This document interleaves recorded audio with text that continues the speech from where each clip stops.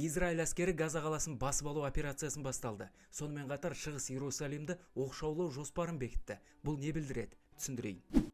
Ел әскері Газа секторына 20 тамызда басып кірді. Таяу күндері қала толықтай қоршауға алынады, ал блокбекеттер орнатылған соң эвакуация басталады. Үкімет басшысы Беньямин Нетаньяху да Газаға келген. Жалпы алғанда миллионға жуық палестиналық Газаның оңтүстігіне Әл-Мауаси деп аталатын гуманитарлық лагеріне жеткізіледі. Мұнда жүздеген адам қоныстанып үлгерген, алайда көпшілігі тұруға қолайсыз деген себеппен мұнда келуден бас тартып отыр. Газа оккупациясы туралы жоспарды Израиль билігі 8 тамызда жариялаған. Бұл шешімге саяси оппозиция да, ереуілшілер де қарсы. Бұған тіпті халықаралық қысымды былай қойғанда, өз әскери қолбасшылығы да қарсы болған. Ресми мақсаты тұтқындарды босату. Айта кетсек, Хамас қолында қазір израильдік 50 тұтқын бар, оның 20-сы ғана тірі. Израильдің тағы да Хамасты түбегейлі жою және секторға жаңа әкімшілік орнату жоспарлары бар. Осы операция үшін Израиль қыркүйекке дейін 60 мың резервисті шақырмақ. Бірақ сыншылар мұндай операция мыңдаған бейбіт тұрғынның өмірін қияды, гуманитарлық апатты тереңдетеді дейді. Израильдің халықаралық беделді күйрейтін түрі бар. Хамас бұған дейін бітімге келуге келісім берген еді. Ол бойынша 60 күндік тыныштық,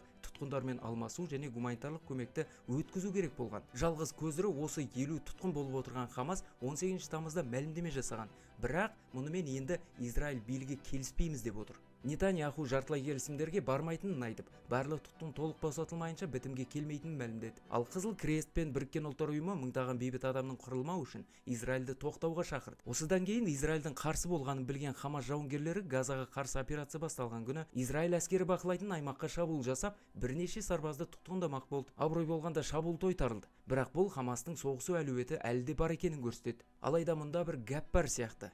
Бәрінің назарынан тыс қалып қойған Е1 деп аталатын даулы аймақ бар. Бұл батыс жағалауда. Бұл аймақ Шығыс Иерусалим мен Маале Адумин қонысы арасында орналасқан және саяси тұрғыда үлкен дауға себеп болуы мүмкін. Е1 аймағын игеру жоспары 20 жылдан бері талқыланып келеді. Ол жүзеге асса, Шығыс Иерусалим батыс жағалаудан оқшауланып, болашақ Палестина мемлекетінің астанасы туралы талапқа кедергі жасайды. Сондай-ақ жаңа қоныстар батыс жағалаудың солтүстігі мен оңтүстігін бөліп, палестиналық жерлердің бөлшектенуін күшейтеді. Израиль үкіметі Е1 аймағын игеру Палестина мемлекеті идеясын толықтай жоққа шығаратынын айтты. Бұл қыркүйектегі Біріккен Ұлттар ұйымының бас ассамблеясында Франция, Ұлыбритания және басқа да елдер мойындамақшы болған мемлекеттің болашағына соққы деген сөз. Израильдің осылайша Газа мен батыс жағалаудағы қадамдары Хамас пен соғысты жалғастырып қана қоймай, Палестина мемлекеттілігін мүлде жоққа шығаратын бағытқа бет алғанын көрсетіп отыр. Арнаға жазылып, лайк басып қойыңыз.